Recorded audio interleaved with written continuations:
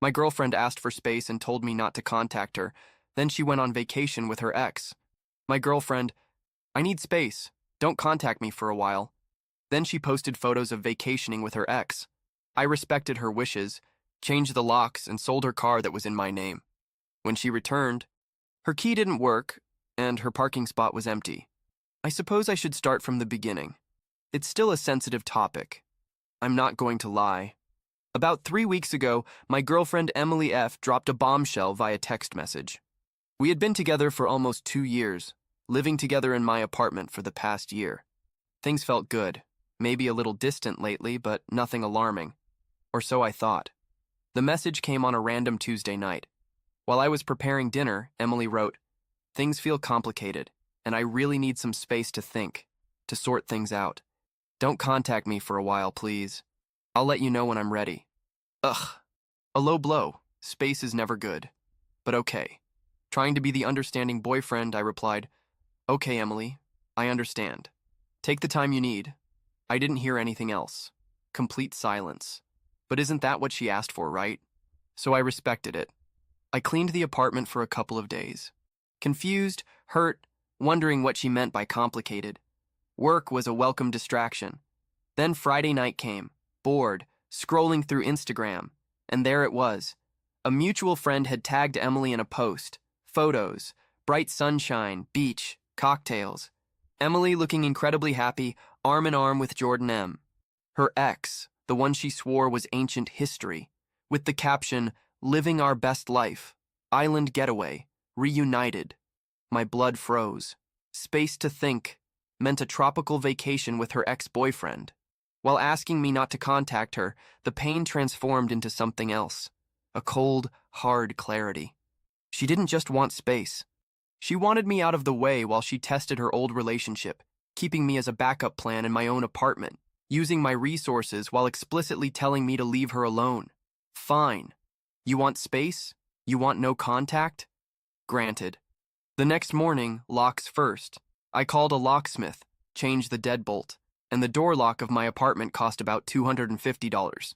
Worth every penny, for peace of mind. Her key was now useless. The car. This requires context. About 6 months ago, Emily's old clunker finally died. She needed a reliable car for her job. Social media marketing, lots of client meetings, apparently. But her credit wasn't very good. I agreed to help. I bought a Mazda CX-5, used but quite decent, around $18,000. Crucially, the loan, title, and insurance are all exclusively in my name. The understanding was that she would make payments to me, which she mostly did, and that it would be her car to use, but legally it was 100% mine. I never added her to the title or insurance. She treated it as hers. She decorated it with fuzzy dice, the usual. I took the spare key I always kept, drove to a trusted nearby dealership that buys used cars, briefly explained the situation. I need to sell it. I am the registered owner. They gave it a quick look. They offered a fair initial market estimate, around $16,500, pending a full inspection and title verification. I agreed to proceed. Signed the initial paperwork to start the process. They said it would take a few business days to complete the inspection, finalize the offer, and handle the title transfer. I left the car there, took an Uber back. Her assigned parking spot in the apartment complex empty. Her things? I hadn't touched them yet. They're still in the spare bedroom closet. I'm not throwing them out. That would feel petty. But she wasn't going to get back into my apartment without talking to me, which she specifically asked me not to do. I felt strangely calm, like performing necessary surgery. Hurt? Yes, deeply. I felt like a complete idiot.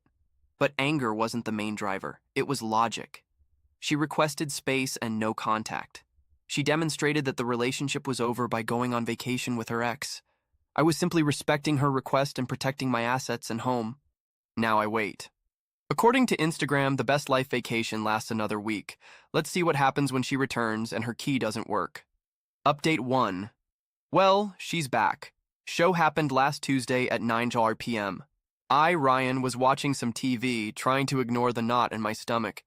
I heard keys jingling outside the door. Then the sound of a key in the lock. Silence. More scraping, now frantic. Then knocking. Knock, knock, knock. Ryan, what's going on? Open the door. Emily's voice, annoyed. Not yet. Scared. I took a deep breath. Opened the door. Just a crack. Kept the chain on. There she was, with her suitcase beside her, tanned and annoyed. My key doesn't work. What happened to the lock? I changed it. Calm voice. Level blinks. What? Why would you do that? You asked for space and no contact. Emily, I gave it to you permanently. What are you talking about? I just needed some time. You can't just lock me out. I saw the vacation photos with Jordan. Looks like you've already sorted things out. Her face went from annoyed to furious with a flash of short panic. Emily, that was just a trip. It didn't mean anything. We're friends. I raised an eyebrow. Friends who go on romantic island getaways while asking their current boyfriend for space. Understood. Ryan, don't be ridiculous, let me in. My things are in there. Where's my car? Her eyes drifted to the empty parking spot. Where is my car, Ryan? Arrogance radiated from her, the pure assumption that everything would still be waiting for her. First, it's my apartment. Second, it was never your car. It's my car, legally in my name, and I'm selling it now. It's at the dealership. Her jaw dropped. You're selling it? You can't do that. I paid for that car. You made payments toward its use, Emily. You didn't buy it. The title and loan are in my name. The selling process has begun. This is crazy. You're stealing from me. I'm going to call the police. She pulled out her phone. I just shrugged. Go ahead, call them. Explain that your ex-boyfriend changed the locks to his own apartment after you asked for no contact and went on vacation with another ex. Explain that he's selling his own car, titled and registered exclusively in his name. Let me know how that goes. She hesitated, phone halfway to her ear. Then her expression turned venomous. Emily, horrible person. You planned this. You planned a vacation with your ex and asked me for silence. I respected your wishes and faced the consequences. You have no right to keep me on hold in my own home.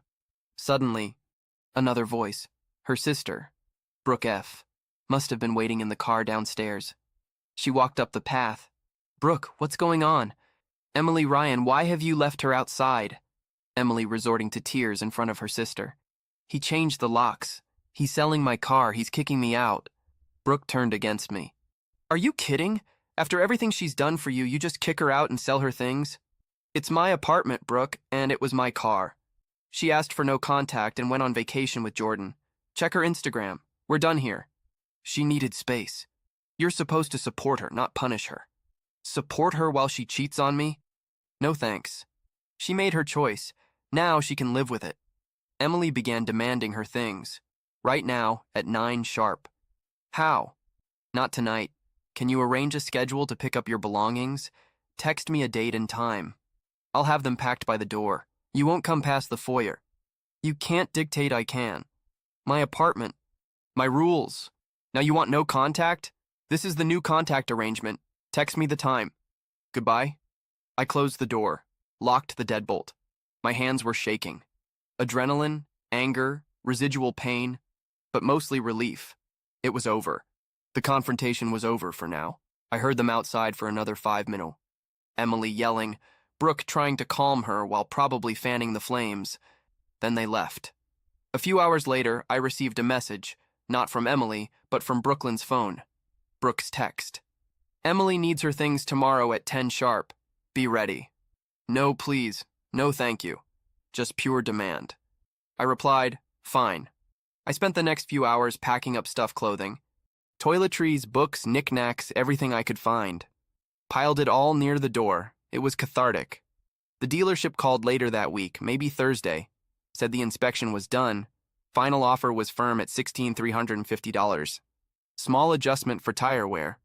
I went there Friday afternoon, signed the final title transfer documents, and was handed the check. I deposited it immediately. Felt like I was closing an expensive and emotionally draining chapter.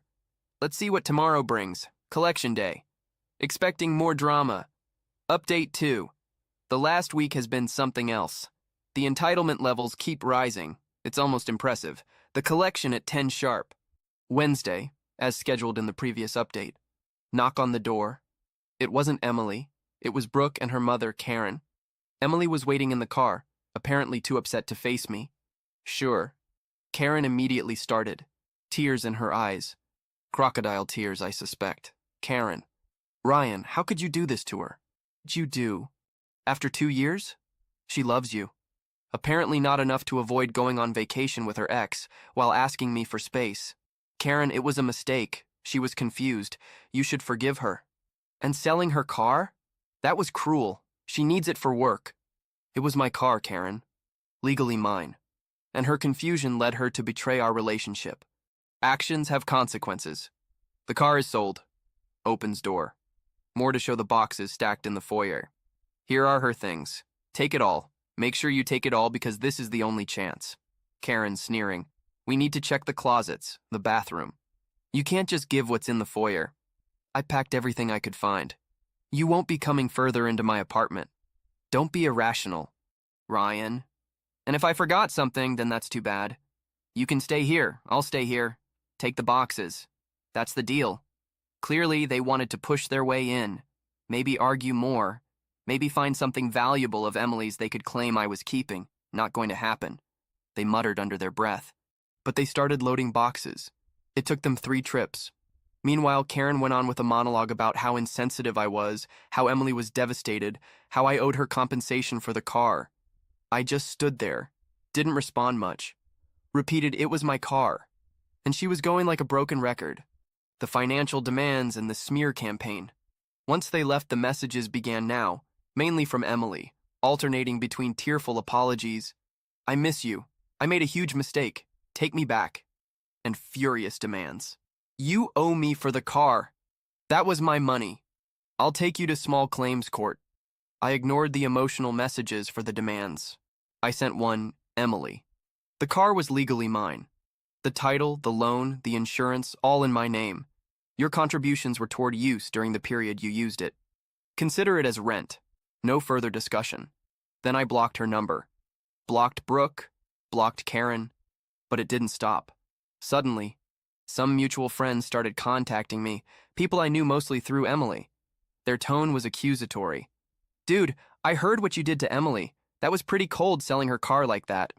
They were clearly being told a convenient story, painting me as the villain who kicked her out and took her car out of spite. Conveniently leaving out the part about the vacation with Jordan, I'm sure.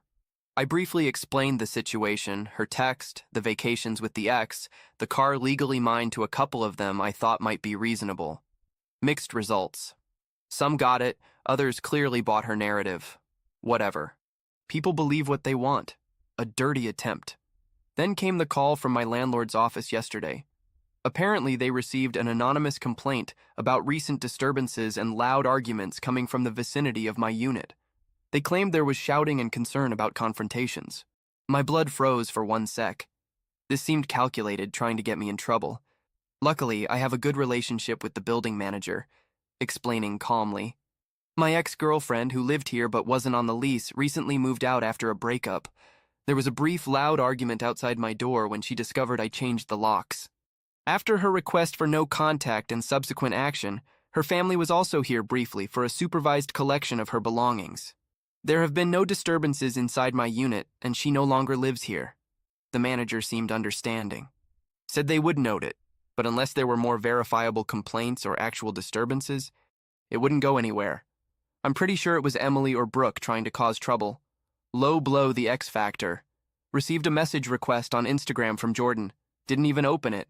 Just deleted and blocked. I don't need or want to hear anything from him. Probably gloating or trying to stir things up. My response, honestly, all these entitlements and dirty tricks just solidify my decision. They don't make me feel guilty. They make me feel justified. This isn't just a mistake Emily made. It's who she is and who her enablers are. Brooke, Karen. The revenge isn't some grand plan. It's simply letting them crash against the wall of reality. Apartment secure. Lisa is just mine. The complaint didn't go anywhere. Car sold. Money in my account legally airtight. Her stuff gone, communication blocked on all channels. Any future attempt at contact, especially threats, will go straight to a lawyer for a cease and desist order. I already briefly consulted with one, just to be sure. They confirmed my position on the car and apartment is solid. The constant demands, the victim narrative, the attempt to mess with my housing is disappointing. Do they really think they can bully and manipulate their way back to the comfortable situation Emily ruined? Newsflash doesn't work that way. Now, I'm just focusing on cleaning up the emotional mess. It's hard to realize that the person you lived with and cared about is capable of this level of deception and entitlement, but better to know now. Final update. It's been about 2 months since Emily returned from her little space-finding trip with Jordan. Things have calmed down, mainly because I refused to engage with the drama after that last update. I wanted to share the final resolution. The smear campaign continued for a while. I lost some superficial mutual friends who bought Emily's story. Honestly, good riddance. Anyone who takes her side without hearing the full story isn't someone I need in my life. Anyway, my true friends, those who knew me before Emily, were supportive, listened to my version, saw the flagrant disregard, and backed me 100%. Emily apparently tried to escalate things legally. Sort of.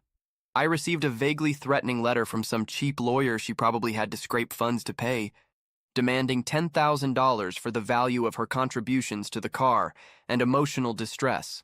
It was full of typos and legal nonsense. My response was to have the lawyer I consulted send a very formal and concise letter. It included copies of the car title, loan agreement, and insurance policy, all exclusively in my name. A reminder that her contributions are for use depreciation during the time she drove it, basically rent, and she actually owed money if calculated by mileage according to standard rates. A bluff, but it made the point. Copy of her original text. I need space. Don't contact me. Screenshots of the vacation photos with Jordan. Public post with timestamp. A warning that any further unfounded claims or harassment would result in me seeking legal fees and filing a restraining order based on her previous attempts to cause trouble with my landlord. Complete silence after that. Her cheap lawyer probably told her she had no case and dropped her. Paying for a real legal battle was never an option for her, especially without my financial support. I heard through the grapevine a friend who still has minimal contact with one of Emily's less intense friends. What happened after? Emily stayed with Brooke for a while, which apparently caused huge friction because Emily expected Brooke to basically finance her life, and didn't lift a finger. Shocking. Jordan predictably disappeared once the vacation ended and reality set in. He wasn't interested in supporting her or dealing with her drama long term. He had his fun trip, end of story. She apparently tried to emotionally blackmail her parents, Karen, for money, probably with some success, but they couldn't afford her former lifestyle indefinitely. Last I heard, she had to move back to her hometown, living with her parents again, apparently constantly complaining about how unfair life is and how I ruined everything for. Zero self-awareness, zero remorse. Just pure entitlement and victim mentality. The best part, the sweet, sweet sound of silence. No more demands, no more drama, no more Emily. My apartment feels like mine again. In fact, I painted the living room last weekend. Got rid of some of the furniture she chose to claim. The space feels good. The revenge wasn't loud or explosive. It was quiet and methodical. It was simply respecting her request for no contact and letting the logical consequences of her actions play out fully. She wanted space. She got an infinite amount of it. She prioritized a fling with her ex. She had to deal with the consequences alone. She took my support, car, and apartment for granted. She lost them as soon as she broke the trust upon which they were built, selling the car she thought was hers, the car that was her status symbol, while literally tanning with another guy. Yes, okay, that part really did feel satisfying, I'm not going to lie. I'm that empty parking spot when she returned Chef's kiss. That's the consequence, hitting hard and visibly. She didn't just lose a boyfriend, she lost the comfortable life she assumed was her right, funded by me. Did it cost me emotionally? Yes. It took time to process the betrayal, but I handled it logically. I protected myself and refused to be a doormat. She thought she could play games, keep me hanging. She miscalculated badly. She faced the inevitable direct consequences of her own choices and her arrogance. Couldn't protect her. That's the most satisfying outcome I could ask for. Good riddance. Emily, time to move on, really.